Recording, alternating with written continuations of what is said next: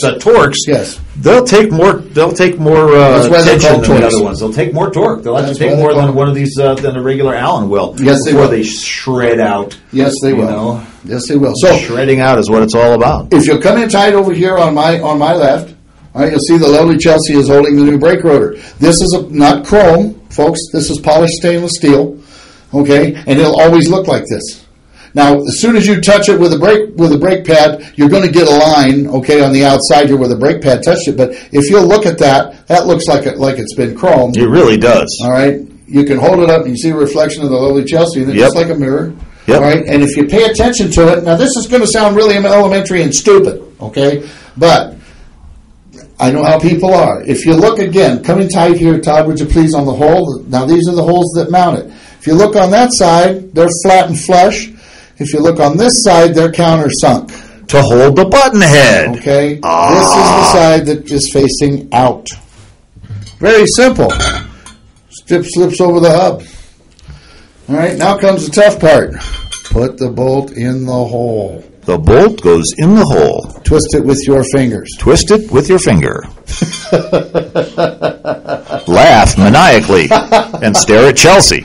I'm not staring. I never stare. Yeah, I know. I just got Twitter paid and dropped the bolt. We'll try this again. He got her doing it. So anyway, one thing you do want to pay attention to on these brake rotor and the drive sprocket, folks, is that you tighten these bolts down to the proper torque spec. Yep.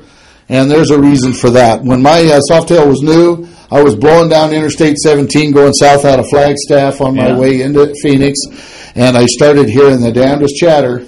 What was it? And I pulled the bike over. I was with our very good friend Doug West. I'll be darned. Doug, how you doing, bud? And one of the bolts was backing out of my drive sprocket. You're kidding me. And it was beginning to hit the frame.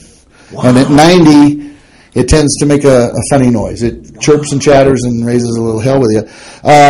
Did it chew up the frame end? No. I caught it in time, so that none of that happened. However, what I did do when you put it back together, and I didn't do that tonight here, by golly, I apologize to you again.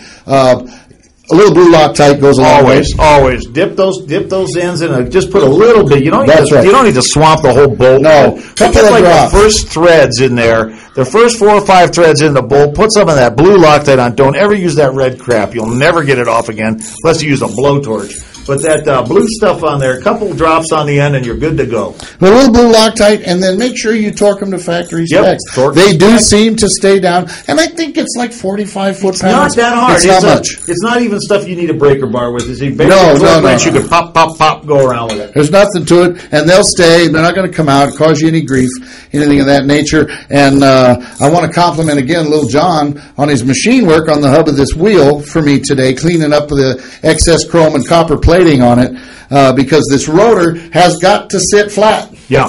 You don't want to eat slopping around while you're trying to. Oh, what was that? Eat. That's how it goes. I'm telling you. Yeah, you don't want any part of that. But the deal is, folks, and you got to remember this too. When you chrome something, it puts excess metal on it. So when you have holes in it, like you're putting bolts in, you got to rechase those threads. In other words, he's not just putting these bolts in after this thing's been chromed. He's already taken a tap and run it through those threads and cleaned them off and brought them around. So that's already nice and clean. You noticed how smooth those bolts went in there. If you tried to do that on something that had just been that had just been chromed, you'd be all angles all over the place, and you'd be having all kinds of hell with them.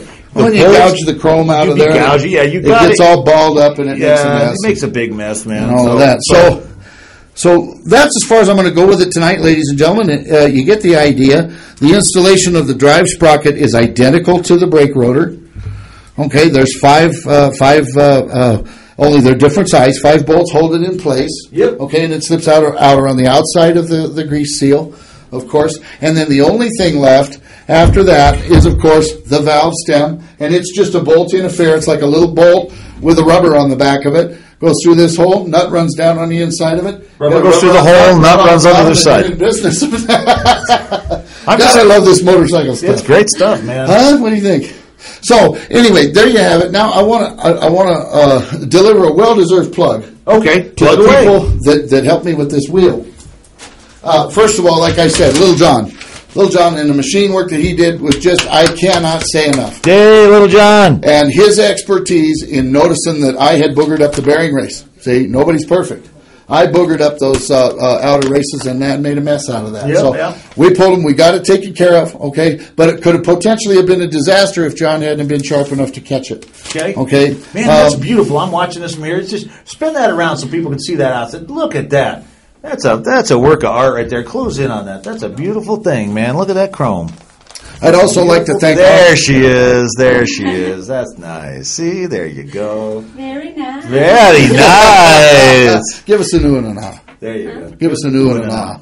Ooh. Ah. All right. Hey, wait a minute. Boo Boo says, okay, stop. let Chelsea talk now. Yeah, Boo Boo He's says, you let guys Chelsea fucking talk. shut up. Let Chelsea talk, man. All right. I also want to thank Arlen Fatland down at Two Wheelers.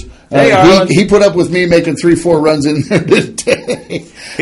He knows about, if he's watching this, he knows that I'm working on the dual carburetor bike. Yeah. He's very curious about that too. Well, he'll learn. He'll learn. Yeah, Arlen Fatland down at Two Wheelers. Good folks down there. If you need anything, drop in and see them and take good care of you. Little John again for his expertise, and my friend John Kortson, who's a wonderful man, for the loan of the bearing race pulling tool. Now, who did the chrome? I'm getting to that. Okay, we want to know. This is the number one plug, folks. I got to tell you this. Know. DNS Custom Plating in Garden Grove, California, plated this wheel for me. They got a dirty, hard, rough cast aluminum disc wheel from a 1992 Softail, and this is what I got back. There's a few little flaws in it, but you know what? There's nothing that anybody's ever going to see. I mean, least of all me. And you put it on the rear of the motorcycle, it's an absolute thing of beauty. Yep. Absolute thing of beauty. DNS Custom Plating, Garden Grove, California. Their telephone number